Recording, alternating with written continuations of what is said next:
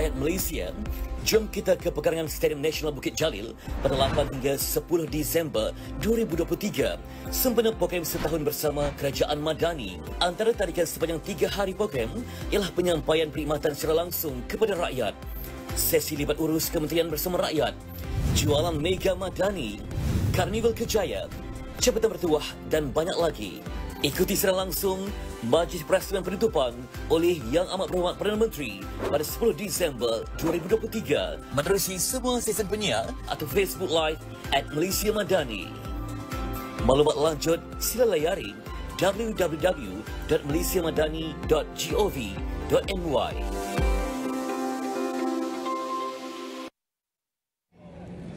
Assalamualaikum, selamat pagi. Anda menyaksikan Niaga AWANI. Kami bawakan secara langsung kepada anda dari perkarangan Stadium Nasional Bukit Jalil bersempena dengan program Setahun Bersama Kerajaan Madani, di mana program 3 hari bermula hari ini tepat jam 9 pagi ini. Pelbagai booth pameran, aktiviti melibatkan kerjaya. Paling untung sebenarnya adalah kaunter bayar saman. Sebelum pukul 9 dah ramai dah beratur untuk mendapatkan diskaun membayar saman oleh PDRM. Okey, saya ulangi, daripada ataupun pengurangan saman itu ditawarkan oleh PDRM. Lain-lain saman nantilah pada masa akan datang. Okey, baik, untuk Niaga AWANI hari ini kita nak memberi fokus terutamanya untuk kita meneliti setahun yang lalu ataupun sepanjang setahun apa yang berlaku di bawah pentadbiran Datuk Seri Anwar Ibrahim, terutama dari sudut ekonomi, polisi dan juga dasar. Pada masa sama kita nak meneliti juga menuju tahun 2024 ini, dari segi unjurannya, dari segi mungkin cabaran di peringkat dalaman maupun faktor-faktor luaran yang mungkin mempengaruhi perjalanan ekonomi kita. Jadi untuk mengulas dengan lebih lanjut berkenaan dengan cerita-cerita ekonomi di bawah pentadbiran Datuk Seri Anwar Ibrahim, pentadbiran Kerajaan Madani ini, bersama dengan saya Encik Nur Hisham Husin yang merupakan pengarah kanan bahagian ekonomi dan kewangan Pejabat Perdana Menteri. Encik Hisham, terima kasih sudi bersama dengan Astro AWANI dari Bukit Jalil ini. Selalu kita Bukit Jalil di studio kan, kali ini di stadium.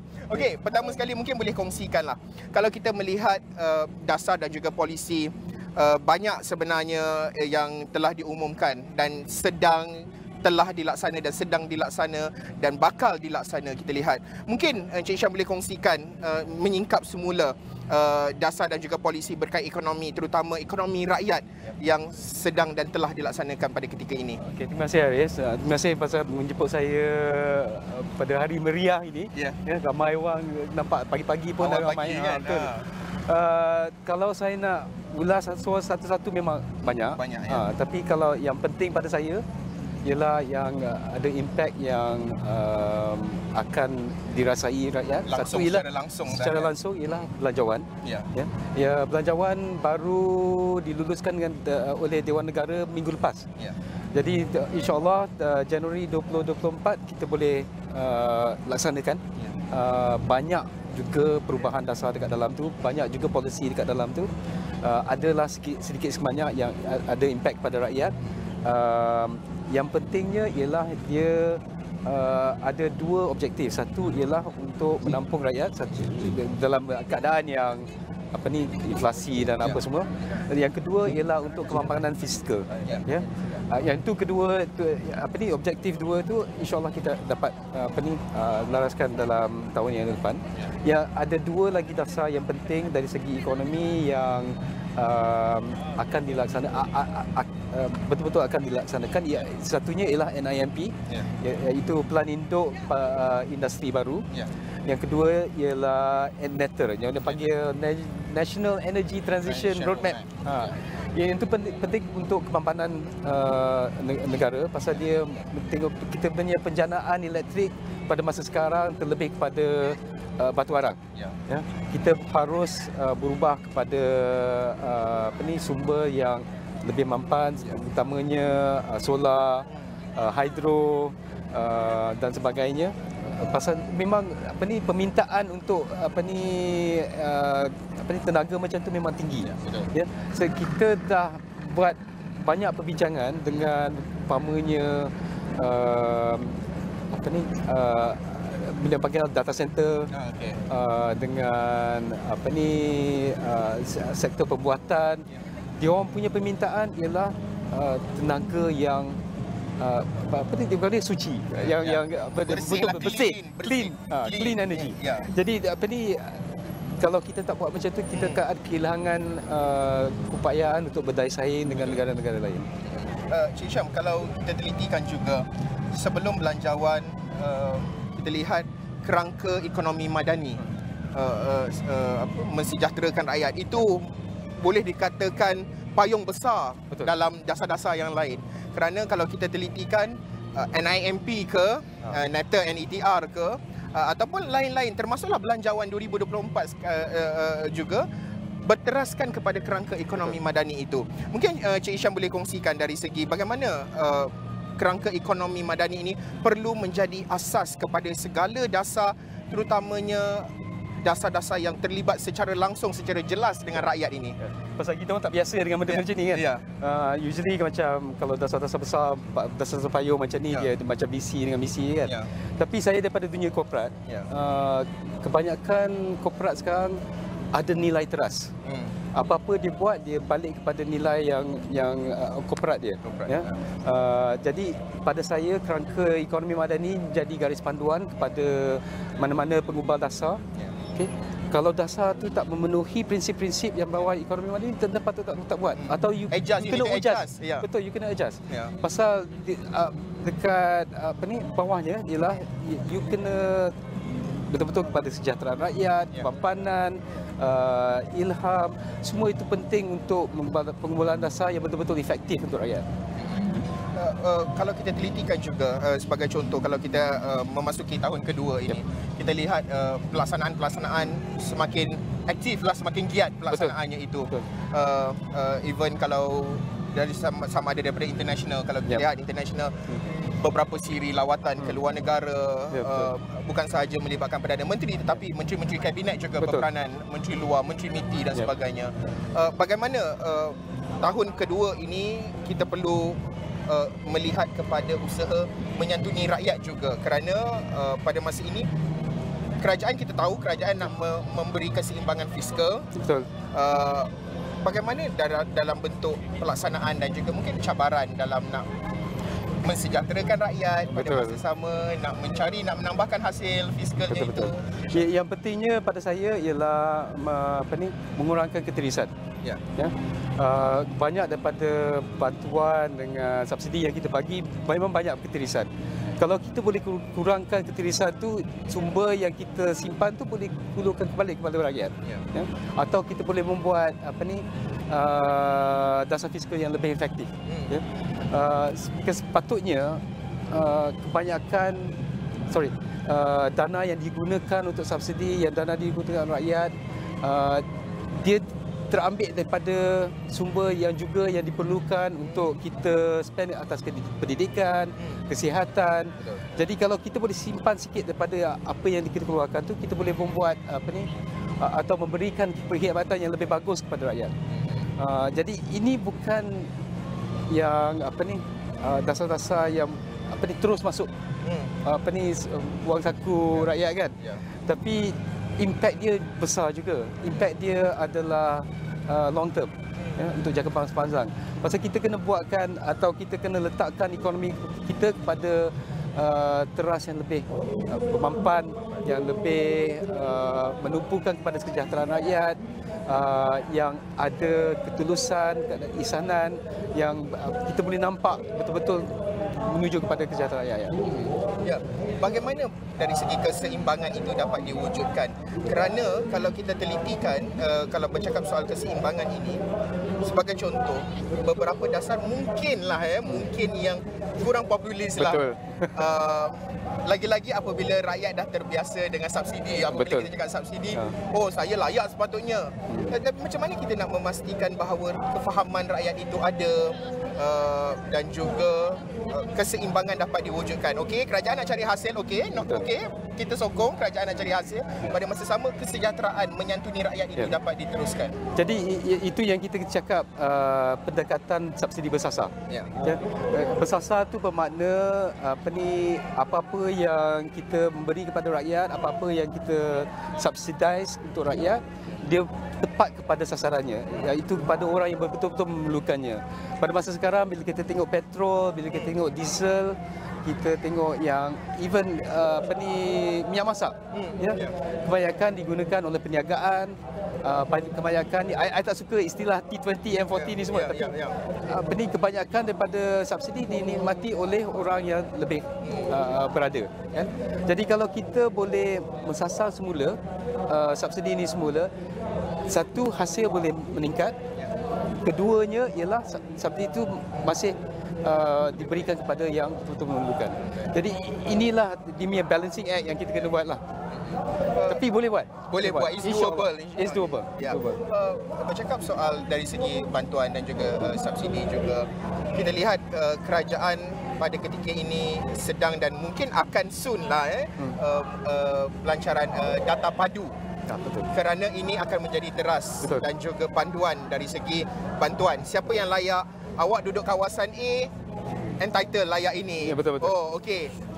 Sekian pendapatan duduk di kawasan, mungkin kawasan X, mungkin lain pula range pendapatan dan juga bentuk bantuan yang akan diterimanya. Ya, betul. Bagaimana data sebegini dapat meningkatkan keupayaan kerajaan dari segi penyampaian terutamanya? Kerana kita lihat contohlah JKM ada data JKM. Betul. Kasih dan sebagainya. Betul. Sebelum ini kita lihat contoh Kementerian Pendidikan ada data student Kementerian Pendidikan. So dia seolah-olah macam banyak sangat data ni. Betul. Dan dia tak synchronize together. Bagaimana data padu ni? Bukan isu synchronize saja. Isu pada rakyat ialah you kena buat satu-satu. Kan?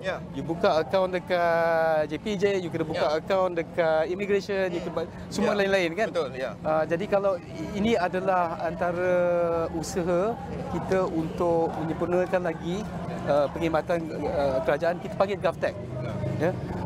Padu tu ialah salah satu daripada usaha itu, dia inisiatif, tapi dia adalah satu daripada kerangka yang lebih besar. Pasal yang I think the primary purpose ialah untuk menyenangkan kepada rakyat, satu, untuk menyempurnakan lagi perkhidmatan kerajaan, pasal kita tahu siapa yang betul-betul memerlukan, siapa yang tak memerlukan. Pasal kita tahu yang RM6,000 dekat KL, pendapatan RM6,000 dekat KL lain daripada RM6,000 dekat Kelantan. Pasal dia punya standard of living lain, kan? Betul. Jadi yang betul-betul memerlukan mungkin RM6,000 dekat KL tu sebenarnya ada juga memerlukan bantuan. Jadi kita kena tahu kat mana you duduk, kat mana you bekerja, tanggungan berapa. Tanggungan memang penting, pasal you tengok kalau seseorang keluarga tu seorang anak sahaja menambahkan dekat lebih kurang RM1,000 kepada pengeluaran kos kepada isi rumah tu. Betul. Jadi kalau dua orang anak dah dekat RM2,000. Kalau satu keluarga 4 orang dah dalam RM5,000, RM6,000 dekat KL. Jadi RM6,000 dekat KL tu tak pergi ke mana? Betul.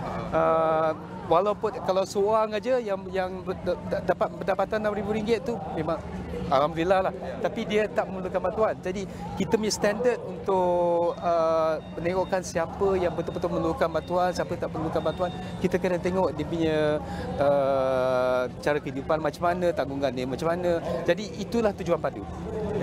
So kita tahu daripada ciri-ciri keluarga tu, dari isi rumah tu, kita tahu lebih tahu siapa yang betul-betul memerlukan bantuan. Cik Syam, kita tahu kerajaan sedang berusaha untuk menyantuni rakyat. Kita tahu isu-isu seperti kenaikan kos sara hidup, harga barangan dan sebagainya. Itu adalah realiti di lapangan. Dan usaha itu sedang digerakkan, pelbagai inisiatif rahmah dan sebagainya. Usaha untuk memperkasakan usahawan. Banyak lagi. Itu cerita usahawan kejap lagi lah, dalam blok kedua lepas ini saya akan bawa. Tapi melihat kepada tahun 2024, satu boleh dikatakan kita akan berdepan cabaran juga. Kerana kalau kita lihat di peringkat global, ancaman dari segi geopolitiknya, apa yang kemungkinan berlaku kemelesetan di Amerika Syarikat dan pelbagai lagi unjuran dari segi pertumbuhan, perjalanan kerajaan ini, adakah akan berliku-liku pada tahun 2024? Pandangan Cik Syam. Yalah, tapi pasal kita dalam keadaan yang tak menentu, kan. Dia kata buka, volatile, uncertain, kompleks apa semua, kan. Jadi pada masa sekarang unjuran kita adalah antara 4% hingga 5%. So yang tu kita kira okey lah. ya. Tapi itulah banyak risiko. Geopolitik dekat Ukraine ada, dekat Timur Tengah ada, pasar Gaza apa semua, peperangan, perdagangan antara US dan China. Lepas tu kadar faedah yang tinggi dekat Amerika Syarikat. Tapi pada masa sekarang kita lihat daripada segi ekonomi domestik dia masih kukuh. Ya. Jadi dia punya respons kita, dia akan ikut keadaan yang semasa. Ya, kalau ada kemelesetan kita dah bersedia. Ya, kalau ada pertubuhan yang lebih bercanggah pun kita bersedia. Ya. Tapi pada masa sekarang ini steady as she goes. Ya. Kalau kita telitikan, bukan sahaja melihat kepada GDP, tetapi apa yang langsung kepada rakyat adalah inflation. Kita tak boleh lari daripada perbincangan kita. Kalau soal ekonomi, kita tak boleh lari isu inflasi rakyat ini yang di depan rakyat, kos sara hidup dan sebagainya. Macam mana Cik Isha melihat bahawa isu melibatkan ataupun unjuran inflasi apabila subsidi bersasar mula dilaksanakan? Kita mengambil contoh pada bulan Jun tahun hadapan, subsidi RON 95 akan mula dilaksana. Itu inisiatif awal diberikan kerajaan. Bagaimana ini mungkin akan memberi impak kepada, adakah akan berlaku kejutan kepada ekonomi, dan juga mungkin akan ada zon penampan yang perlu diletakkan oleh kerajaan dalam nak memastikan bahawa rakyat tidak merasa terbeban. Kita tak boleh lari, mungkin akan ada kenaikan. Bagi saya mungkin akan ada kenaikan harga barang, tetapi mungkin kita pada masa nak memastikan rakyat itu tak rasa terbeban dengan kenaikan tersebut. Ya. Jadi pendekatan yang kita kena gunakan ialah slow and steady. Ya. Kita tak akan membuat pertukaran yang mengejut. Ya.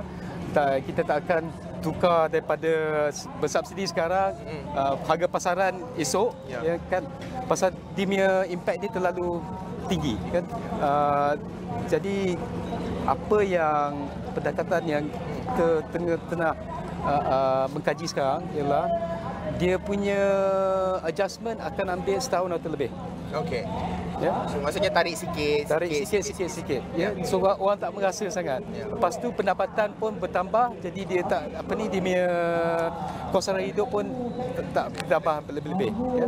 So, kita tengok dalam isu harga ayam umpamanya. Ya.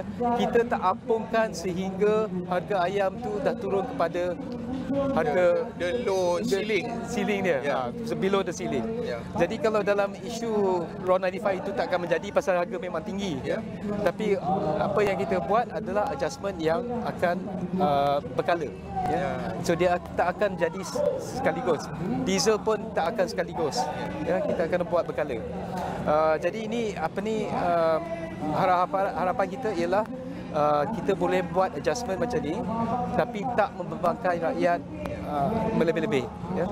Lepas tu daripada simpanan yang kita dapat daripada pengurangan subsidi ini, kita akan hulurkan balik kepada yang betul-betul memerlukan.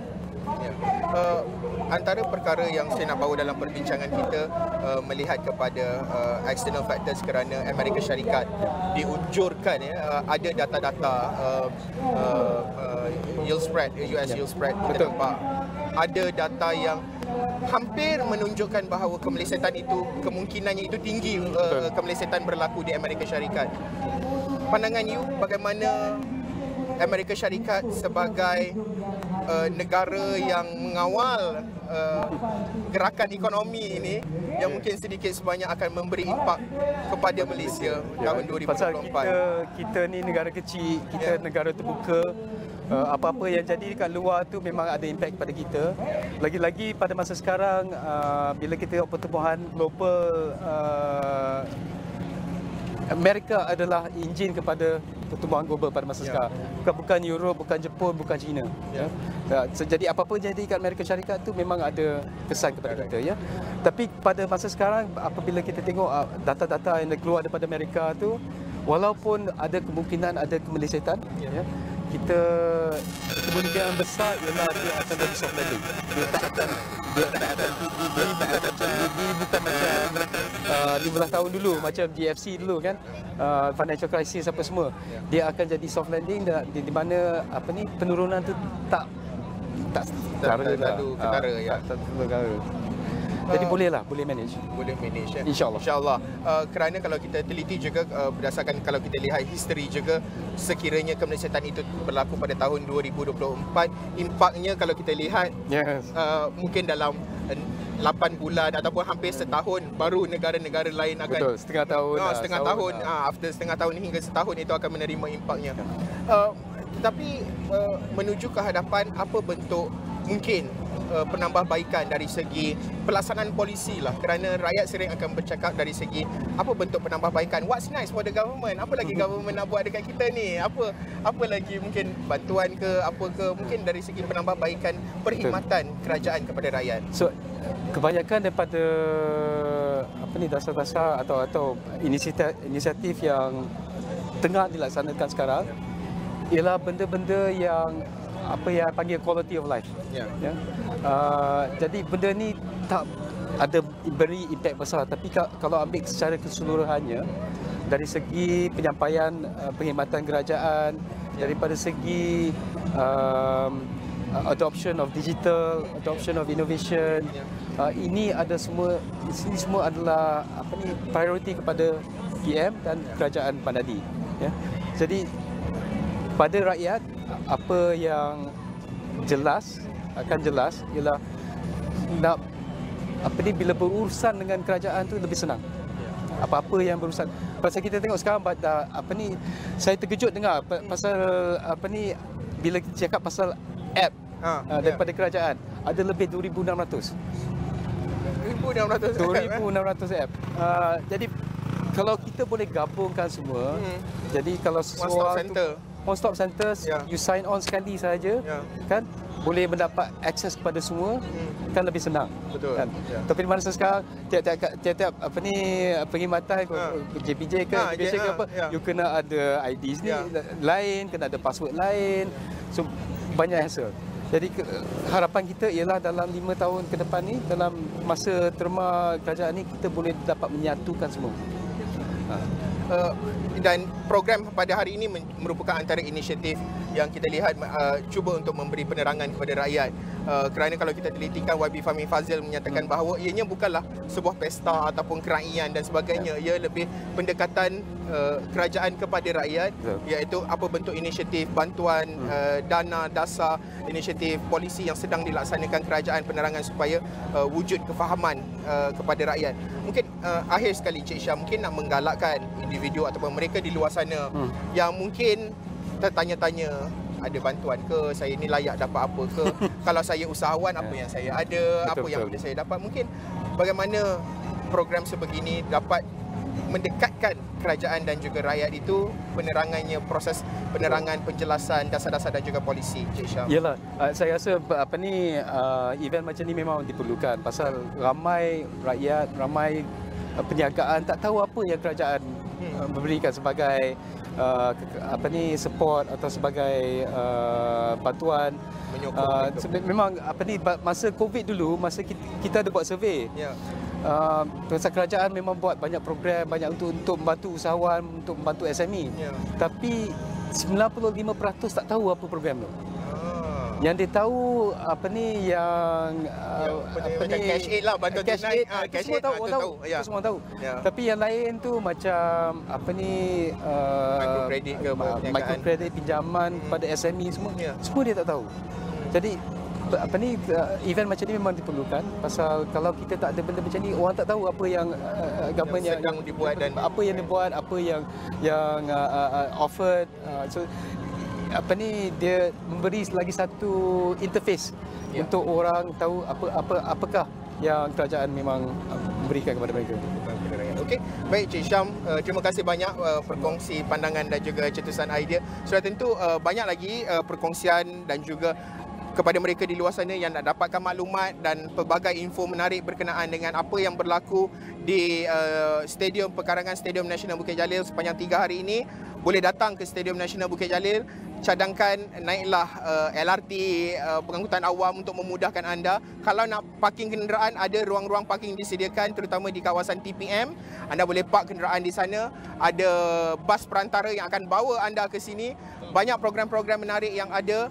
Yang paling penting, Kaunter bayar saman paling laris. Sebelum pukul 9 pagi tadi, dah ramai yang beratur tunggu nak bayar saman PDRM.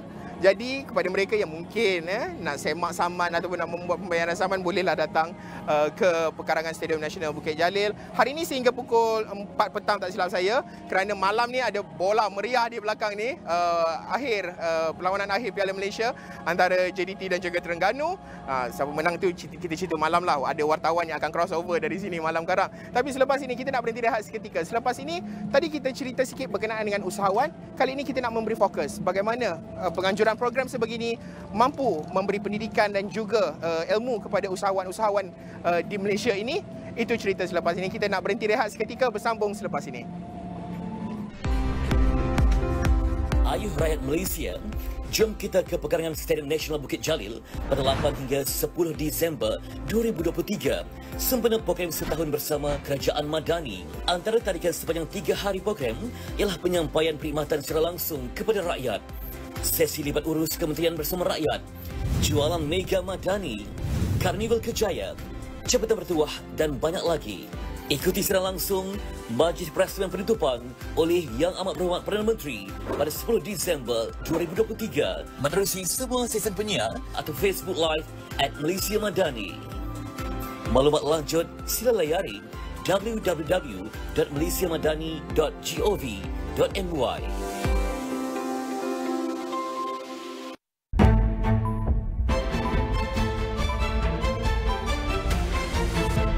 Di dalam setiap berita yang dibawa, konteks amat penting.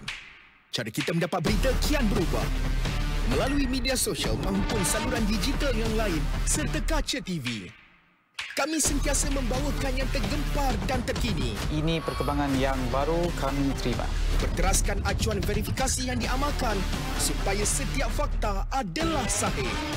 Daripada analisis pelbagai sudut yang mendalam, laporan-laporan khas dan perbincangan yang membina negara. Inklusif, suara rakyat kami ajukan. Keseimbangan persepsi kami pastikan. Kerana setiap cerita mempunyai impak yang tersendiri dan perlu dibawa dengan penelitian yang terperinci. Pastikan Astro AWANI menjadi pilihan anda tidak kira di mana sahaja anda berada. Saluran berita paling dipercayai di Malaysia. Tak ada berita yang lebih baik melainkan berita untuk semua geng Mobile Legend. Bang bang. Ready guys? Kau ingat main game tu boleh bagi kau makan minum ke dia? Tak boleh jadi program ni. Boleh dapat 50,000. Main macam ayam. Kau ingat dengan sumbang-sungai wang tu kau cantik. Kat! Kenapa kau orang tak pegang mangkuk? Gamers Mangkuk stream episod baru setiap Jumaat on demand dan Astro Premier. Percutian. Saya dah agak dah, ni bukan holiday. Yang berbeza. I'm going to challenge you guys. Ada tugasan. No, let me talk. Only. Misi untuk dipenuhi. Dan peluang yang mengujakan. Kita akan jumpa legend Man United hari ini. On! Berjayakan mereka. Mengharunginya.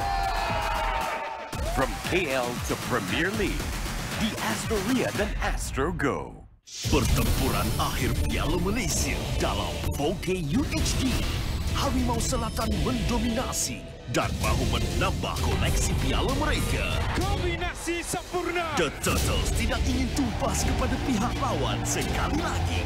Setiap gol, setiap detik penentu segalanya. Perlawanan akhir Piala Malaysia dalam 4K UHD. Secara langsung di Astro dan Astro Go.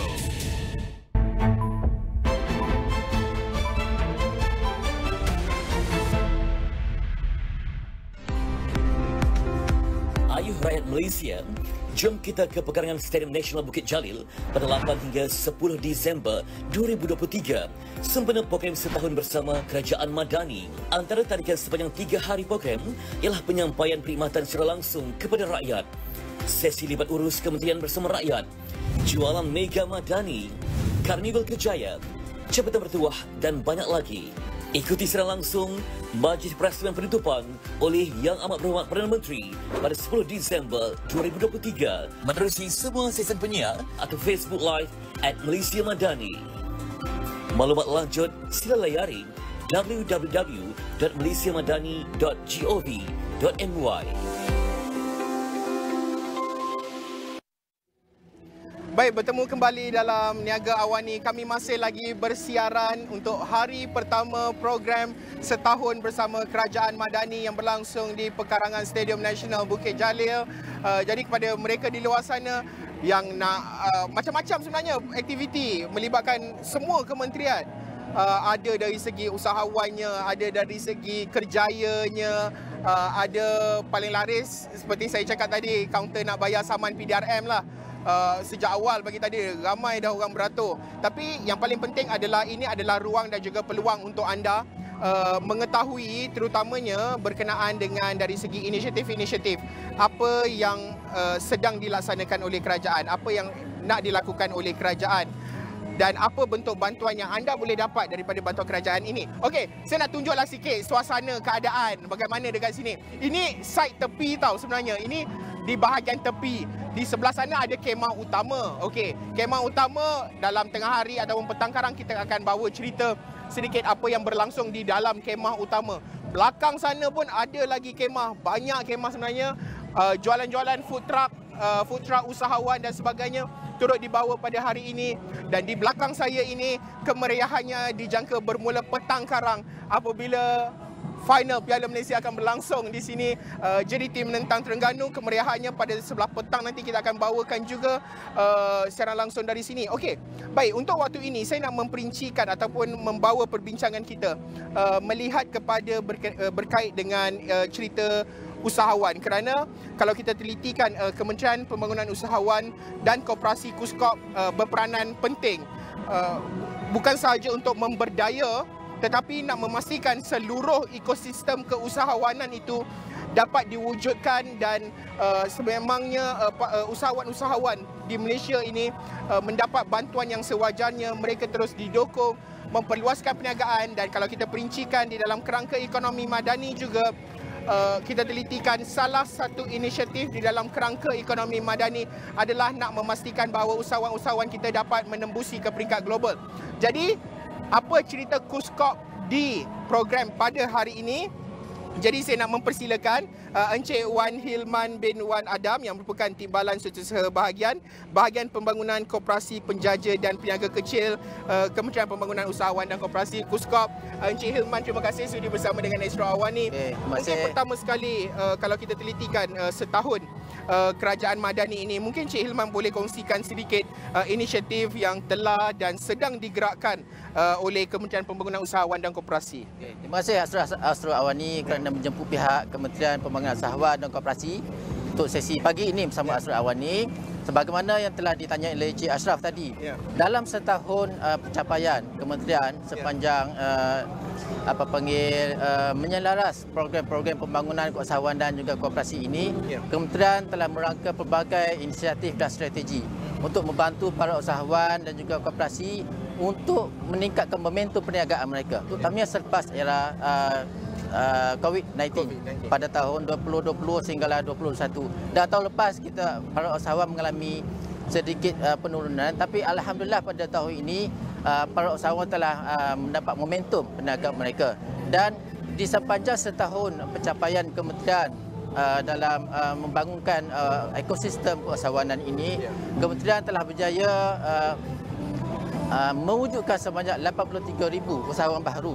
Dan di samping itu kementerian juga telah berjaya menyediakan akses pembiayaan sama ada dalam bentuk pinjaman ataupun geran pembangunan kepada para usahawan dan juga koperasi.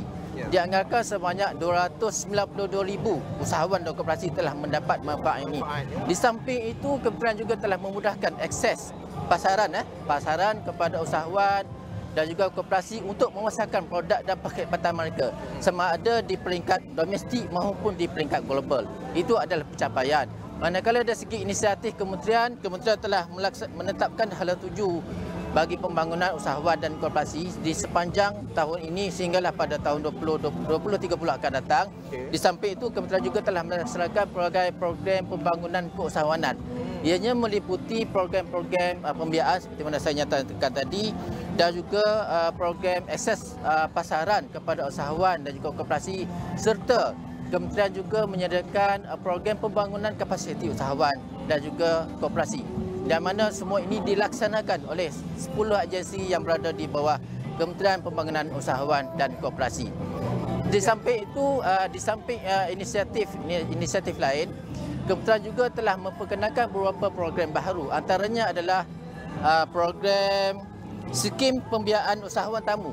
Yang ni telah diumumkan oleh Yang Berhormat Menteri lalu di Sabah, yang mana program ini khusus untuk membantu usahawan-usahawan informal. Yang mana kita tengok dalam penjaja-penjaja, yang peniaga-peniaga pasar malam, yang ada buka payung lah, ataupun book kereta. Yang mereka ni tidak berdaftar dengan SSM ataupun di bawah SME Corp. Yang ni kita bantu mereka dengan memberikan bantuan pembiayaan sebanyak sehingga maksimum RM5,000. Ini dengan kadar keuntungan yang amat berpatutan dan kompetitif berbanding pasaran. Ini telah membantu pada setakat ini sebanyak 580 usahawan tamu, kita panggil usahawan tamu, yang telah mendapat manfaat ini. Dan yang keduanya, disediakan juga program pengukuhan madani, program pengukuhan mikro madani. Ini diselaraskan oleh SME Corp, yang mana di bawah program ini, mana-mana usahawan yang berdaftar di bawah SSM dan juga berdaftar di bawah SME Corp berpeluang untuk mendapatkan pembiayaan sehingga RM200,000 pembiayaan dengan kadar keuntungan yang amat murah. Itu hanya 2% sahaja.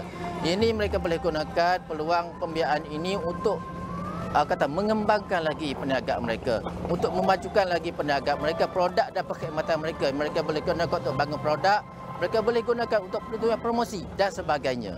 Itu antara inisiatif-inisiatif baru yang telah dicapai oleh kementerian pada tahun ini. Ini beberapa sahajalah saya kongsikan contoh. Ya, sudah tentu kalau kita nak melihat juga program hari ini, kalau kita lihat program 3 hari ini, 8 hingga 10 Disember ini, banyak acara diadakan, pelbagai acara diadakan. Mungkin Encik Iman boleh ceritakan sedikit, difahamkan akan ada jualan Mega Madani. Mungkin boleh cerita sikit apa konsep dan juga bagaimana jualan Mega Madani ini beroperasi dan memberi impak kepada masyarakat. Okey, jualan Mega Madani ini adalah forte kementerian sebenarnya, forte kementerian. Tetapi bukan kementerian ini sahaja, sebenarnya banyak lagi kementerian lain di bawah KPDN ada, di bawah Kementerian Pertanian dan Kejaminan Makanan ada, di bawah Kementerian Luar Bandar pun ada. Tetapi pada hari ini sesuai dengan konsep jualan Mega Madani. Mega, bunyinya Mega, kita himpunkan semua operator, usahawan, peniaga yang ada di bawah semua kementerian, sama ada di peringkat persekutuan maupun juga di peringkat negeri, kita panggil sama. Sama ada di Semenanjung maupun di Sabah Sarawak, kita kumpulkan di sini sama-sama untuk kita gabungkan di bawah satu payung mega jualan. Jualan Mega Madani kita panggil. Kita ada 8 elemen ataupun 8 elemen jualan, yang mana salah satunya adalah di bawah program-program yang dianjurkan di bawah program Setahun Bersama Kerajaan Madani ini. Ini sebenarnya yang ditunggu oleh kebanyakan masyarakat, terutamanya suri rumah. Suri rumah ya. Suri rumah. Dalam program ini ada dalam 8 elemen ini, 7-nya adalah melibatkan jualan. Manakala satu adalah padanan perniagaan. Saya bagi satu dulu. Untuk padanan perniagaan, kita telah menjemput sebanyak 13 syarikat anchor, yang mana syarikat-syarikat telah berjaya untuk mereka bantu usahawan-usahawan yang kecil, BMKS, untuk mereka sama ada di peringkat pasaran, pemasaran, pembangunan produk, macam mana nak dapatkan bantuan perniagaan, bantuan pembiayaan, dan juga mana mereka nak akses masuk ke pasaran sama ada peringkat domestik maupun juga di peringkat ekspor. Yang sebagaimana Cik Asyraf maklumkan di awal-awal tadi kan. Ini semua syarikat-syarikat anchor akan membantu mereka. Dan kita alu-alukan usahawan-usahawan kecil dan juga usahawan-usahawan yang sedang dalam peringkat pembangunan produk mereka untuk datang sama-sama, datang ke sini dapatkan nasihat, pandangan, konsultasi yang disediakan oleh 13 syarikat anchor ini. Antaranya kita ada Maiden, kita ada Lotus, kita ada workshop, kita ada segi fresh dan pelbagai lagi, 13 semuanya. Itu adalah segmen yang pertama, dia buat elemen pertama. Manakala 7 elemen jualan ni, yang saya boleh bahagikan kepada 3. Yang pertama adalah jualan murah. Jualan murah. Yang ni melibatkan ada 4 agensi yang terlibat. Yang pertama sekali adalah di bawah KPDN. Ini jualan rahmah. Betul. Saya ingat ni kita tak payah diperkenalkan. Semua dah tahu. Semua tunggu-tunggu. Di bawah tu kita ada 2 operator utama. Itu satunya Maidin. Yang keduanya adalah Lotus. Mereka ini menyediakan barangan keperluan harian. Kering. Yang kering. Dengan kadar diskaun sehingga 30%. Tuan-tuan. 30%. Okay. Yang ni yang amat ditunggu-tunggu. Bayangkan penyebatan daripada RM100 hanya beli dengan harga RM70. Itu ada satu. Yang kedua, kita ada jualan madani koperasi. Yang ni di bawah Kementerian Pembangunan Usahawan dan Koperasi sendiri. Yang mana kita ada 5 operator koperasi yang terlibat. Mereka menjual barangan kering, barangan basah berupa daging fresh, ayam bulat, ayam organik dan juga barangan frozen. Semua juga adalah diskaun sehingga 30%. Kalau daging sebelum ni harga RM40 lebih, pada hari ini boleh dapat dengan harga RM30 1 kilogram. Contohlah. Okay. Yang ketiga adalah jualan agro madani. Yang ni diselaraskan oleh KPKM. Okay. Antara operator terlibat adalah Pharma, LPP dan juga Lembaga Kemajuan Ikan Malaysia. Mereka sebagaimana kita tahu, agro madani menjual barangan yang fresh dari ladang, fresh from ocean. Semua dibawa datang ke sini khas untuk pengunjung-pengunjung di program jualan setahun bersama Kerajaan Madani. Juga dengan harga RM30. 30% diskaun sehingga 30%.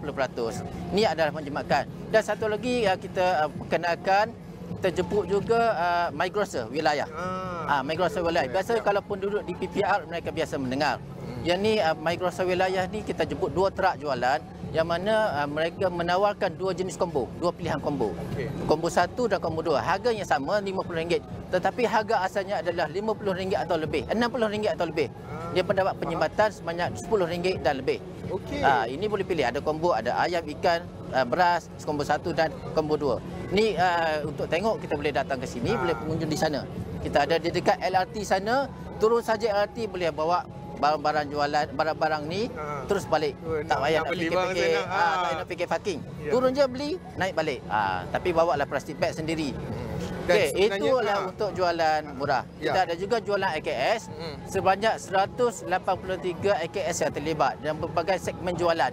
Sama ada kategori kesihatan, kita ada kategori pelancongan, kita ada kategori perkhidmatan dan sebagainya, 183. Dan kita ada juga sebagaimana dimaklumkan tadi, kita ada food truck dan juga jualan aneka rasa daripada utara, selatan, timur, pantai barat dan juga daripada Sarawak. Kita jemput. Nak rasa-rasa yang ni semua ada kat sini. Alhamdulillah. Itu untuk elemen jualan. Okey.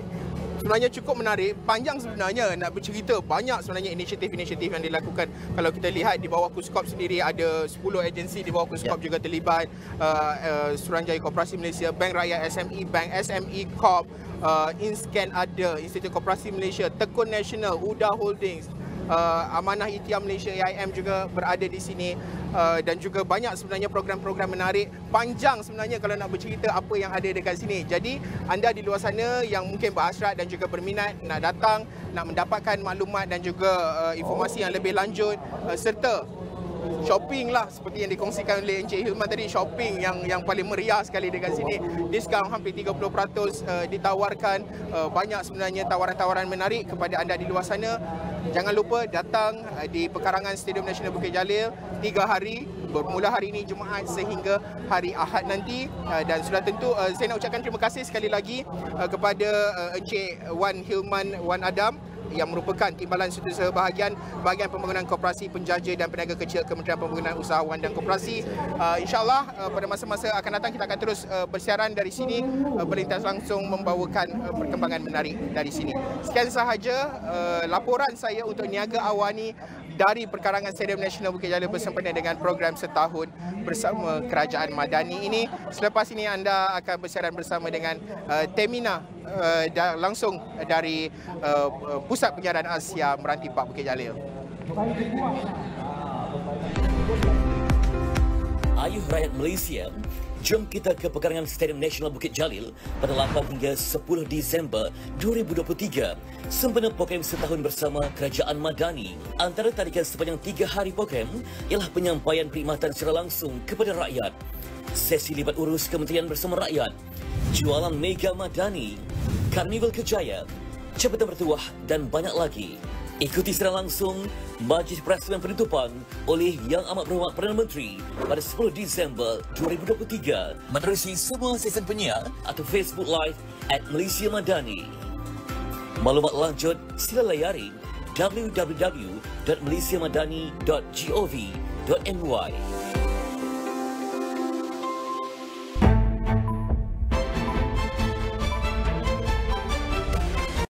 Terokai keindahan pulau, tarikan pelancongan dan kehidupan penduduk setempat dalam island checkpoints yang dibawakan khas oleh Tourism Malaysia. Ada kick dia. Jom kita pergi tengok. Dia main turun je, tak cilah kan? Macam-macam lagi lah. Bau dia. Ni bubur kuning, boyak garam. Experience yang baru, kami. Memang cantik. Setiap Sabtu, 8.30 malam di semua platform Astro AWANI. Pertempuran akhir Piala Malaysia dalam 4K UHD. Harimau Selatan mendominasi dan mahu menambah koleksi piala mereka. Kombinasi sempurna. The Turtles tidak ingin tumpas kepada pihak lawan sekali lagi. Setiap gol, setiap detik penentu segalanya. Perlawanan akhir Piala Malaysia dalam 4K UHD secara langsung di Astro dan Astro Go.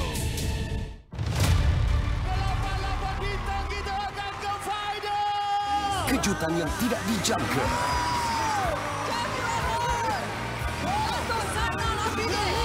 Pentas akhir yang epik dan gah dengan nama-nama besar Nusantara. Juara. Bakal menentukan juara antara juara. Inilah pentas akhir All Stars Gegar Vaganza. Ahad 9 malam di Astro Ria dan Astro Go. Beli tiket konsert akhir di tickettoyou.com.my. Penampilan istimewa dari bintang-bintang tempatan dan antarabangsa. Pelanggan Astro, anda boleh tebus kod promo untuk diskaun RM100 melalui aplikasi My Astro.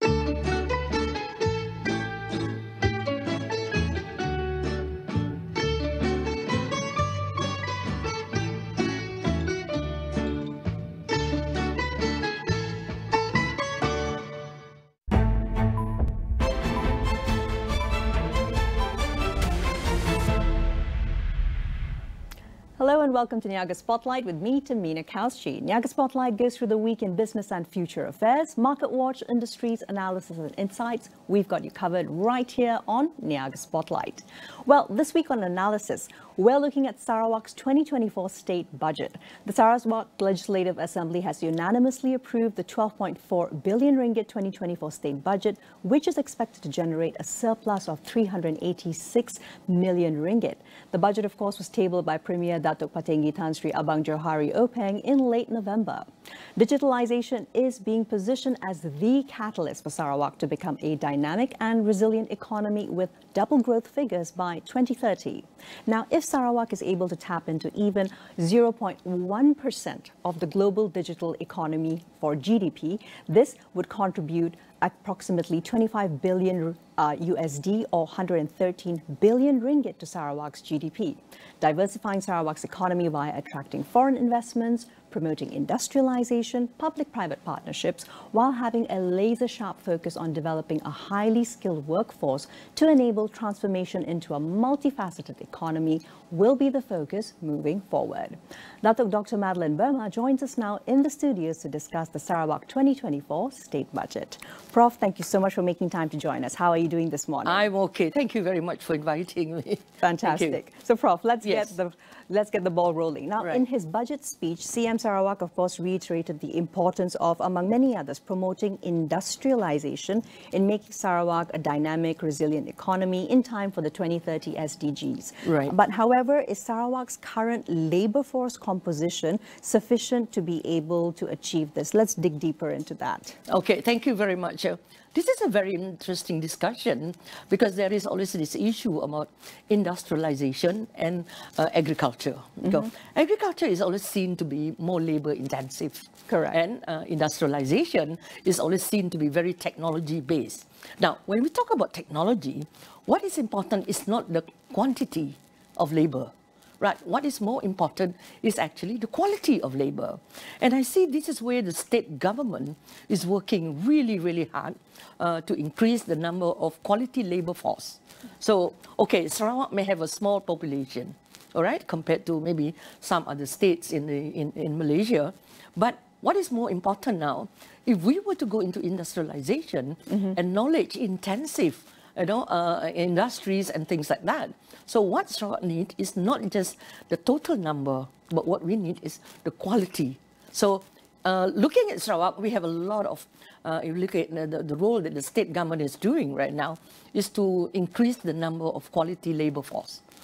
So we see a lot of the state is developing a lot in terms of the, IPTA, IPTS. Correct. Also in terms of developing, like, in fact, we have, if you look at Yayasan Sarawak, they will start off with schools and then college and right up to the university level. So that is to prepare our nation, or rather to prepare Sarawak to embark on this new economy. Yeah, some great observations there, Prof, because also the other point that has been mentioned is that Sarawak is aiming to achieve their 30% skilled workforce, once again by 2030. So this high-income economy, etc., it can only come via ensuring that Sarawakian youth, which is a good thing that we're starting from the school upwards. Right. So it's also been an interesting allocation for the wider national budget that there's about in excess of 8 billion ringgit allocated towards TVET. Now, any comments or any ideas around that, considering also training Sarawakian youth in these high-income arenas, such as electricians, mechanics, welders,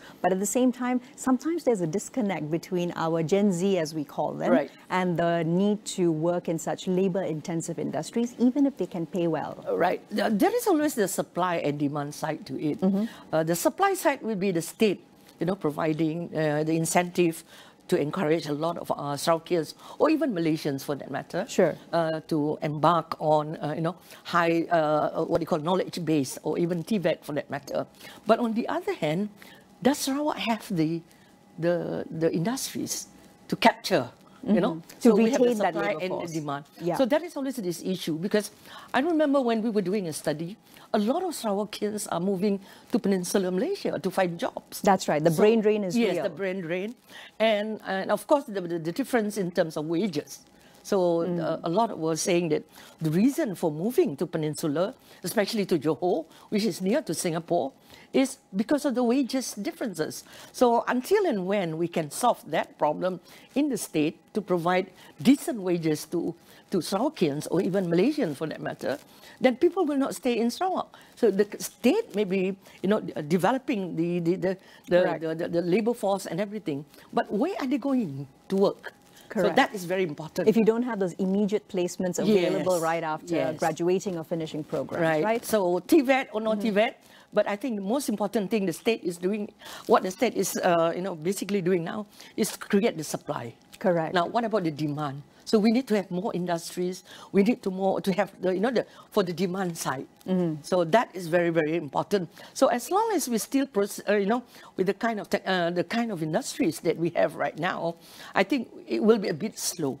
Yes, so exactly. I think this is where the challenge comes in.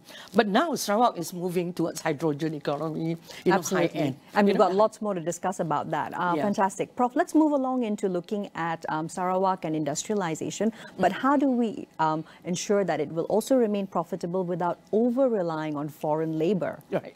Yeah. Okay, I think Sarawak, as compared to many other states, Sarawak is not really heavily dependent on foreign labor, except for maybe in our 3D industries. The typical 3D industries. But I don't think it is as bad as many other states in Peninsular Malaysia.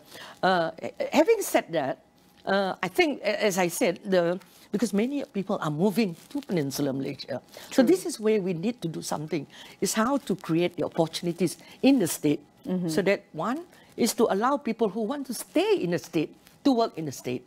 Because at the moment, what is happening is that because of lack of opportunities, it kind of pushed them to move, or rather to migrate to Peninsula. Yes. They work in our services sector here in Kuala Lumpur. Very true. You know, and in Malacca, in Johor. So these are the kind of things. So the state is really working hard in trying to create the opportunities, to create more employment opportunities. Correct. So foreign labor is really still in the 3D. Or rather 4D now.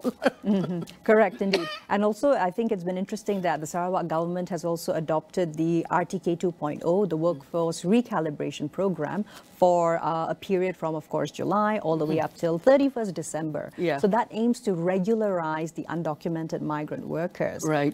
Any insights around that, Prof? Right. It is a very interesting move, but you know, regularizing foreign labor and things like that, it will take some time. You know, having them to register, having them to really, because I worked with Sohakam at one time. That's so this right, is one issue that we find it a bit tricky. You know, because some companies prefer to have, you know, unregistered workers because of the records. Yeah. Yes, because of course you have to pay them less. You know, once you regularize them, it's good for the state.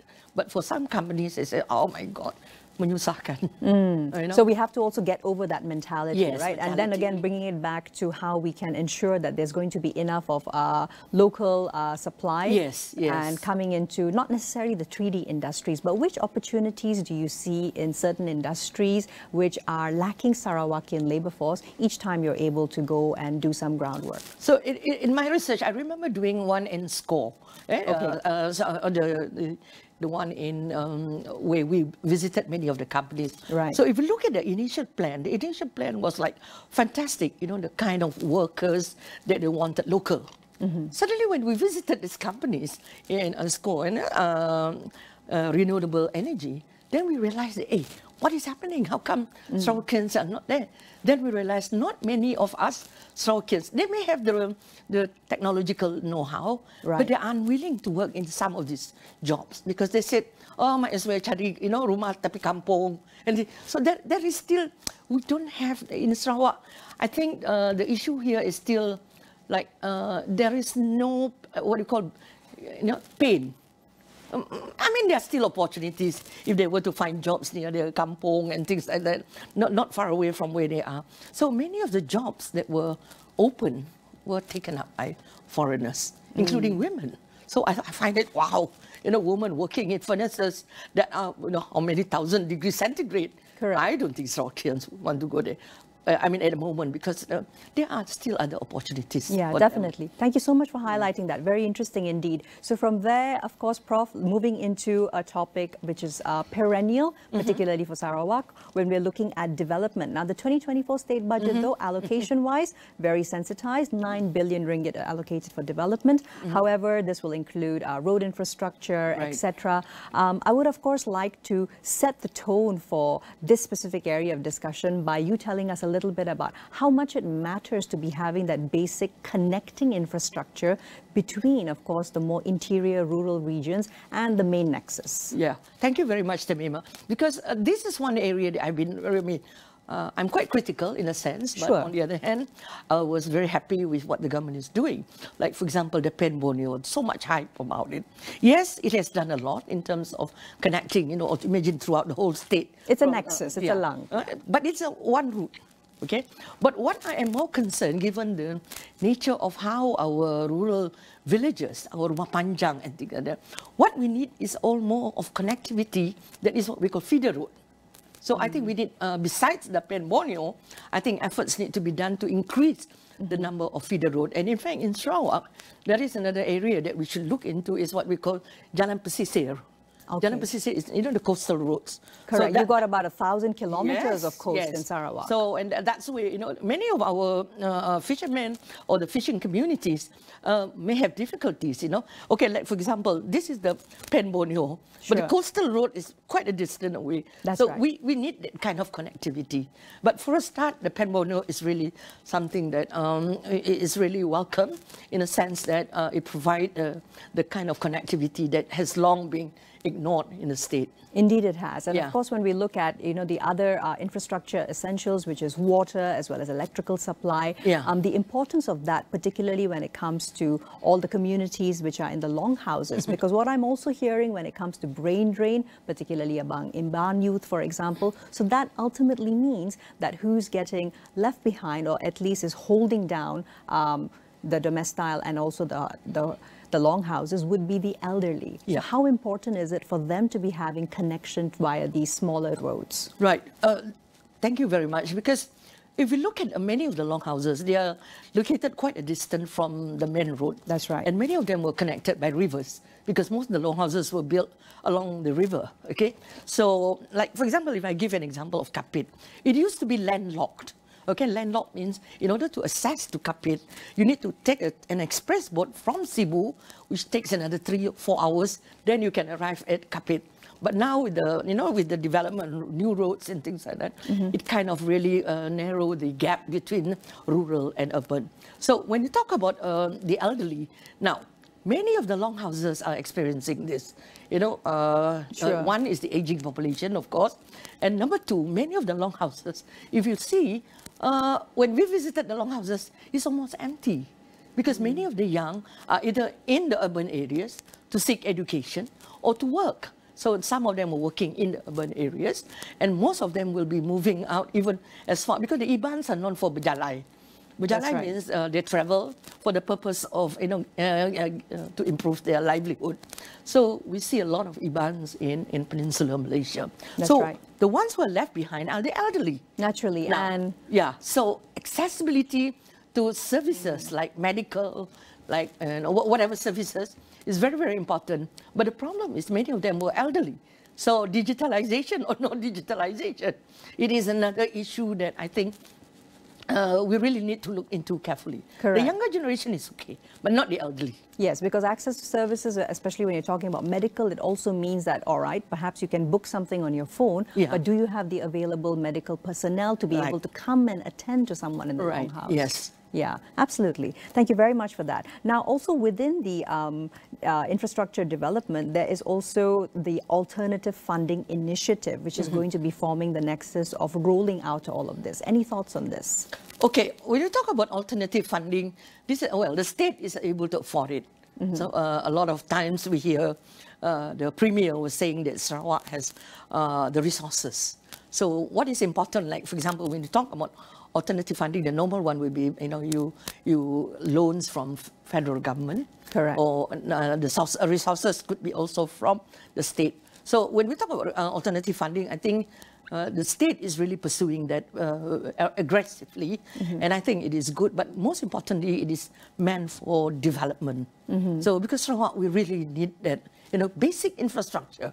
So and amongst that, a highlight is actually close to $1 billion, around 900 million ringgit has been earmarked for the Kuching Urban Transportation System KUTS project. Now that's pretty interesting because it's actually covering not just Kuching but also Samarahan divisions, and 900 billion is no small amount. And operationalizing this, do you feel that Kuching, at least having this kind of a transportation hub, will be able to retain people staying within Sarawak to continue working? Well, it is, some people call it a sign of development. I know we are moving forward, right?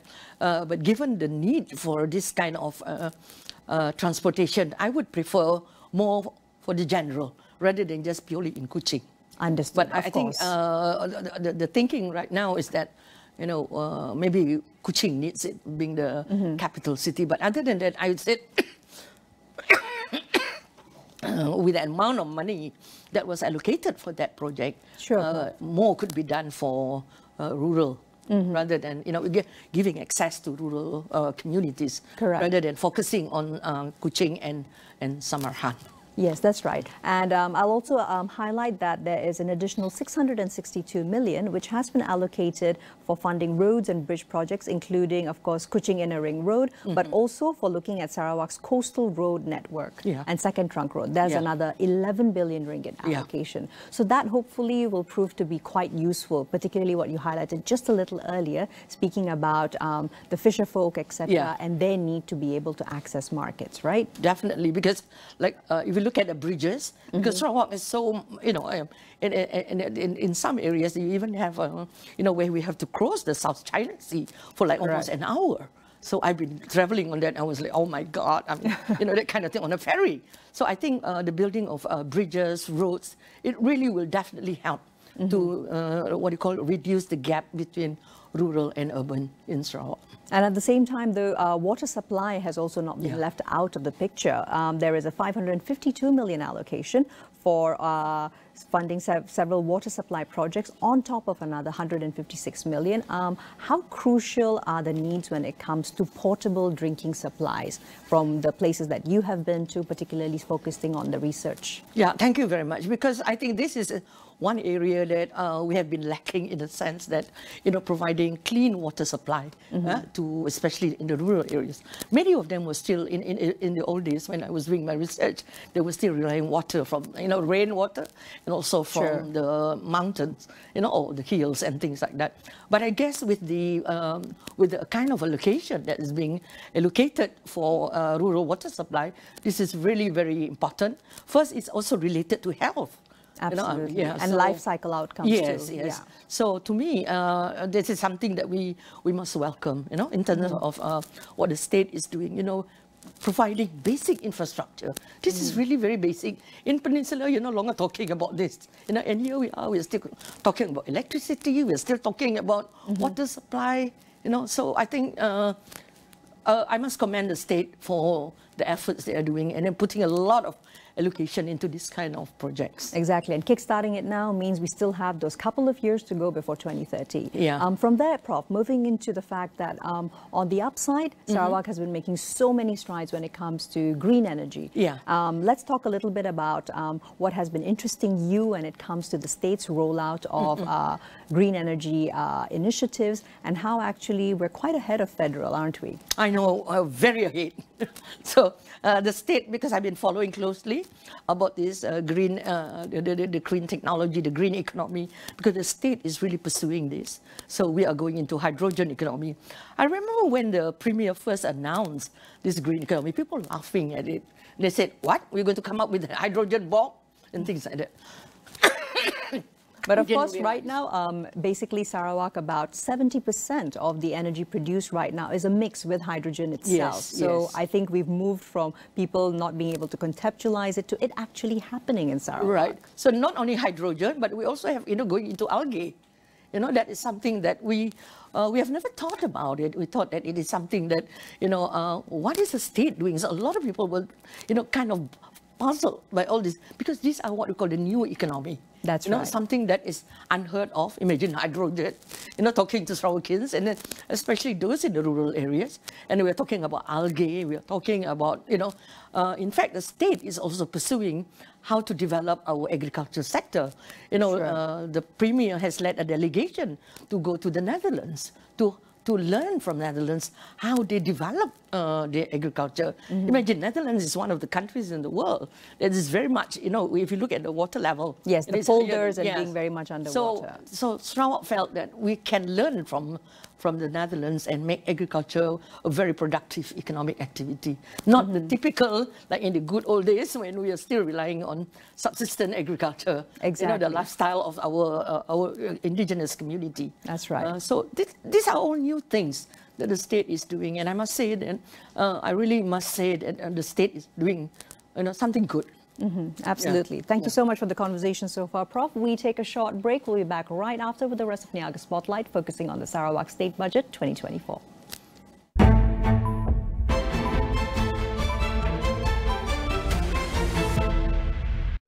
TRX symbolizes a beacon of hope. There are so many different elements to explore within this building. TRX is an economic enabler. It has been designed to be a financial center And it's important for us to be able to signify our commitment to Malaysia's modernization. Get a deeper perspective on Malaysia's International Financial Centre, Tun Razak Exchange, or known as TRX, with a 2-episode special on Astro AWANI. Music hit terkini. Mereka bersedia sahut cabaran. Pada pendapat cik. Negosiasi tadi macam tahap terlebih sangat. Dia memang literally blank. Hello. Bakal dicungkil. Maka lakonan ni sangat penting untuk Hero dan Dewi. Maka yang paling penting adalah lakonan and show it to us. Siapakah yang berjaya memukau mata juri? Hero Dewi Remaja. Jumaat 10 malam di Astro dan On Demand. 17 Disember ini, Demak Singa Malaysia kembali secara langsung. Alami keajaibannya disertai bintang-bintang misteri dan karakter-karakter melangkaui imajinasi. Penuh warna-warni menanti anda untuk diterokai. Siapa di sebalik topeng? Demak Singa Malaysia musim keempat secara langsung di saluran-saluran berikut. Kerajaan melaksanakan audit subsidi minyak masak selepas ia dijangka meningkat 4 kali ganda menjelang hujung tahun depan. Angkatan Pertahanan Awam Malaysia APM memilih Sabah sebagai kanvas kajian bagi meremajakan semula organisasi itu. Sarawak telah menerima kehadiran 3.18 juta pengunjung ke negeri itu, melepasi lebih awal sasaran untuk tahun 2023. Sabah dan Sarawak mempunyai potensi besar sebagai pelengkap pusat ekonomi di Semenanjung.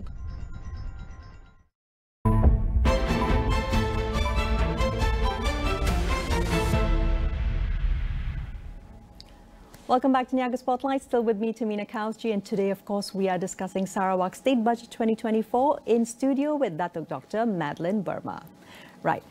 Prof, so getting back into the conversation, now out of the 12.7 billion ringgit projected revenue, approximately half of it is actually coming in from hydrocarbon-related revenues. So, however, let's expand the landscape for the discussion by talking about your thoughts on how Sarawak can also move towards decarbonization efficiently while also increasingly being less dependent perhaps on these revenues. Right, okay. If you look at the digital economy is one area that the state is really pushing forward. Yeah? So that is the new economy. Of course, it may not be that new for some states or some countries, but for Sarawak, digitalization is really like, this is what we call the weightless economy.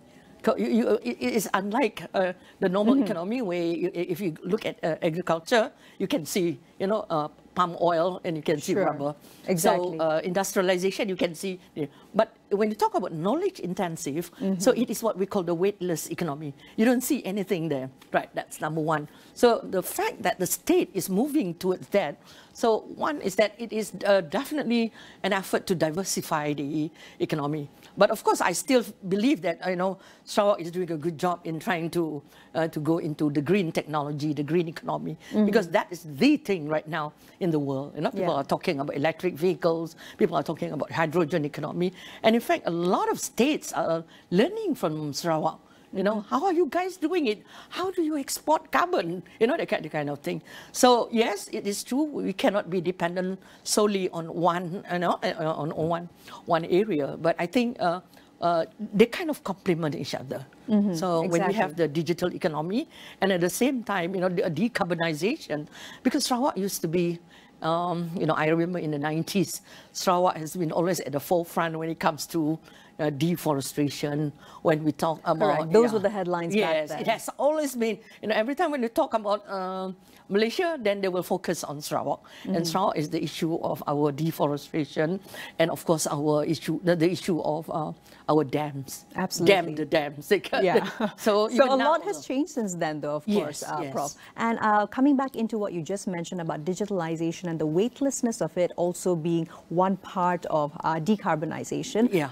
That's That's fantastic, but let's talk equity when it comes to digital access especially. Jendela projects, etc. have, of course, they're still ongoing. We haven't seen the final outcome for them yet, but what have you noticed about the disparities between digitalization access and also usage for the urban versus the more rural communities in Sarawak? Okay, I think that's a very interesting observation.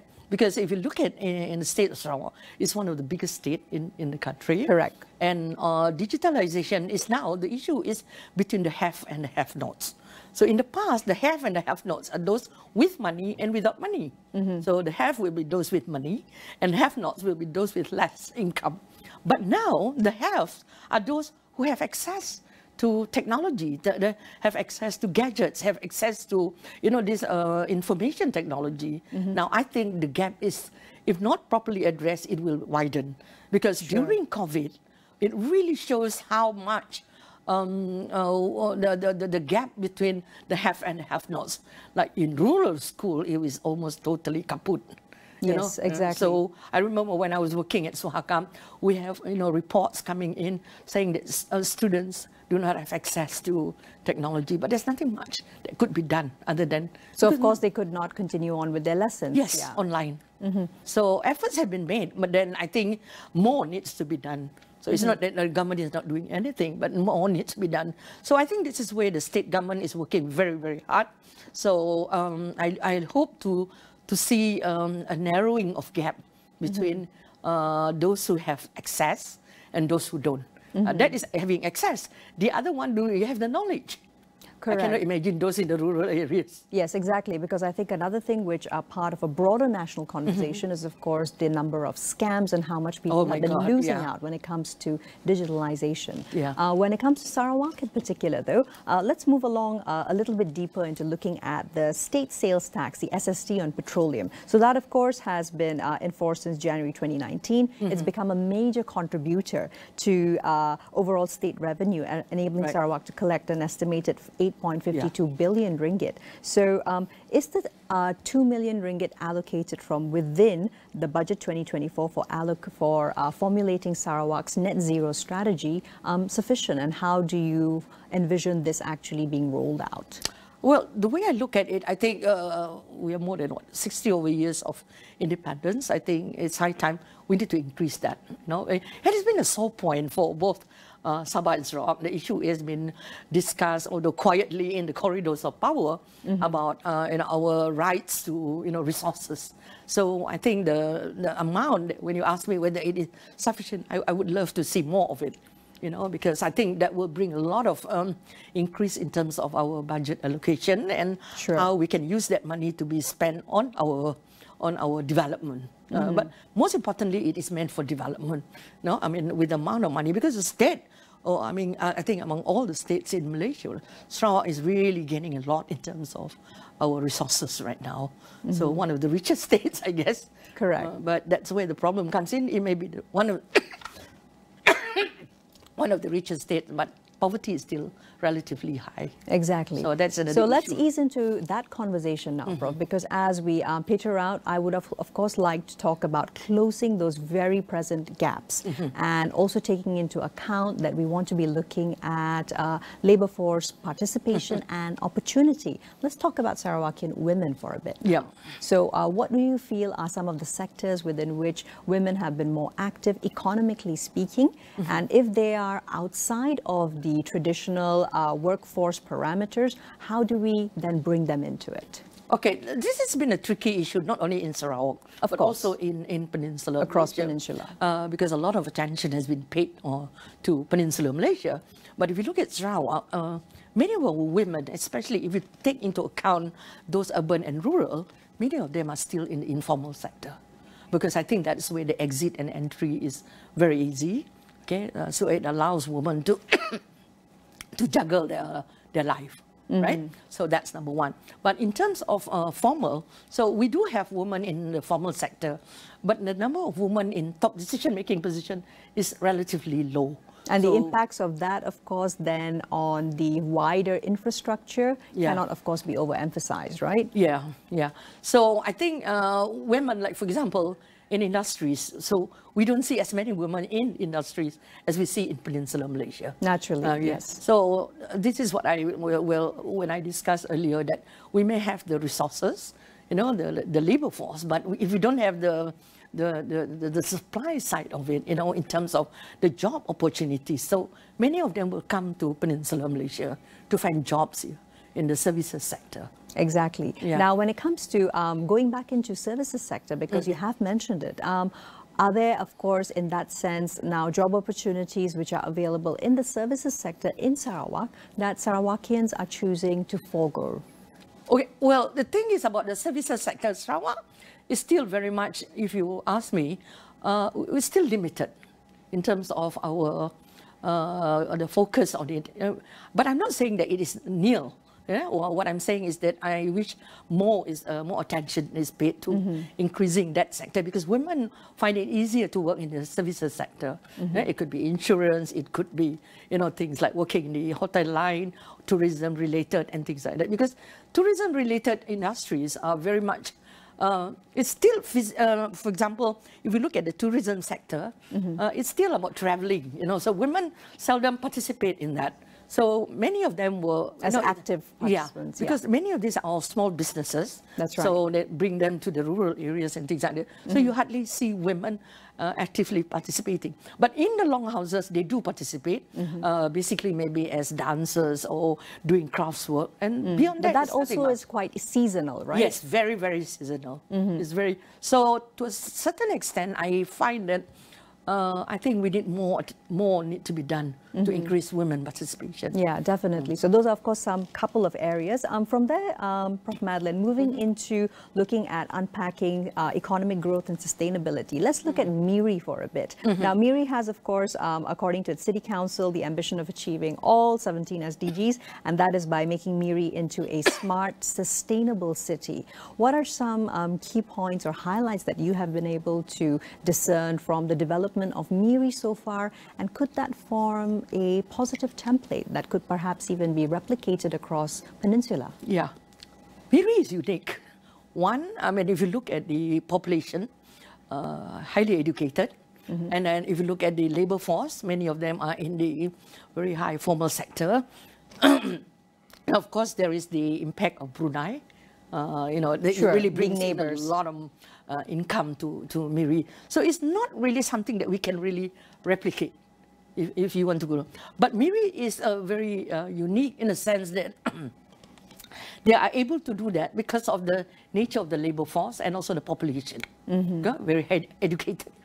And then we have, I think, 2 universities there, if I'm not mistaken. And of course, if you look at the industries there, they are mostly one of the earliest to industrialize is MIRI. So the closest, I'm not too sure about Peninsular Malaysia, whether we can replicate. But I really must congratulate MIRI for attempting to achieve the SDGs, all the 17. It's not an easy task, but the fact that they are aiming towards that I think it is really important. Even Kuching is not really, you know, not quite there. Yeah, no, not quite there. Yeah. Yeah, that's right. So from plans for these, there's also going to be a Sarawak climate change policy and low carbon society blueprints. These will cover Kuching, MIRI, Sibu, and Bintulu. Right. This has an allocation of 1.5 million ringgit.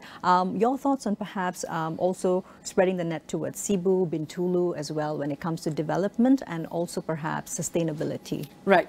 We talk about sustainable development. To the communities, if you talk to the population, that is something quite distant to them. What they want are basic infra. So when you talk about sustainability, it is something quite distant to them. So what is important is how to translate that to ordinary language, to tell a rural folk that, you know, we cannot cut down forests, that we can no longer do this, we cannot do that, because we're talking about sustainability here. And then we're thinking, what? Or we're talking about even something as simple as recycling everything that we use on a daily basis. And they don't see the importance or the relevance. So I think what is important is that I think a lot of efforts need to be done to increase awareness That's right. Awareness, especially in the rural areas. For the urban areas, I don't think there is much of a problem. So for the rural communities, what they want is basic infrastructure. So that they can see, they can touch, they can feel, and they can see, oh, there's a new road. So my economy will improve. So if you talk about don't cut the forest, and they don't see unless they get a project. But then again, just a thought, which from hearing everything that you have to say, Prof, the fact that sustainability is actually, when we really think of it, already inbuilt into the way in which rural folk actually do live and conduct their lives. So I think it's more about perhaps reframing what sustainability means. It's not corporate sustainability. That's true. This is environmental sustainability to do with how we already do live in villages, right? That's true. Now, if during my visit to the dam areas, right? Sure. So to them, what they see is a dam. Okay? That's right. They see just the structure, structural part of it. Then they will ask, so what do we benefit from these dams? So we still pay electricity, and yet the dams were supposed to generate electricity. So it is not easy to translate. When we talk about sustainability, people like us, we sit in the comfort of air-conditioned rooms. Correct. So we romanticize it. You know, sustainability. Yes, in the old days, that is really something that our indigenous people, our rural community, have been practicing. But in the name of development, we bring in new concepts, you know, which may be a bit alien to them. And now we expect them to say, why don't we go and redo and come up, you know, live a sustainable livelihood? But they already are. What do you mean? We have been doing that all this while, and you bring in all these development projects and expect us to participate in it. And now suddenly you tell us we should not be doing it anymore. We should go back, you know, and practice sustainability. Exactly. So it's not easy to really translate that. Plenty of opportunities actually to close gaps. Speaking of closing gaps though, Prof, and I hope to be ending, of course, our discussion on this arena. Now, the 2024 state budget has also allocated R1 billion for continued cradle-to-grave assistance and services. Your thoughts on this, and is it sufficient to be able to address some of the existing inequity and gaps? Yeah, I think it's a good start, because cradle-to-grave means from the start until until the end, okay? But I think in the context of Sarawak, we still need a lot more to be done, because I think we are still lagging behind in a lot of areas, especially our small businesses are still, you know, nothing compared to our friends in Peninsular Malaysia. So I think more opportunities should be given to them. So, like, for example, the financing part, more needs to be done. Like, so reducing access to barriers, right? Yes. And we talk about, you know, like the social enterprise. But social enterprise in the real sense of the word, not social enterprise in the name of social enterprise just to get funds. You know, there's so many out there. So I think we really need to promote these kind of things, and I think our small businesses needs to be supported and need to be supported strongly, because they are the backbone of our economy. Absolutely, and they are the ones who will be able to apply to also sustainable employment. Going more granularly into cradle-to-grave allocations, there is one for R3 million for One-Stop Early Intervention Centre, OSEIC in Sarawak. And of course, it's for also looking towards healthy development of children. Let's focus on that for a little bit. How important is it to address some of the threats that we do recognize across Malaysia, but also specific to Sarawak with regards to malnutrition and undernutrition for children? Wow, that is one area that I am really like looking. I'm very sentimental about it. I remember contacting YB Fatimah, our minister. That's right. And I was telling her about one of my nieces, one of my nephew. Her son was having problem. So we don't know where to send. You know, this is where the problem. But we live in Kuching. So somehow or another, I have the connection. I contacted her. Is there any way, you know, do you know of any place? You know, that kind of thing. Exactly. So it's not, and it is my level in Kuching.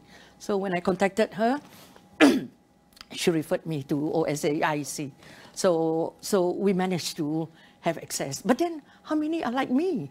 That's very true. We have to think of the intersectionality of everyone's background, that's true. right? So, but I'm not saying that the state is not doing the right thing, but the demand is higher than the supply.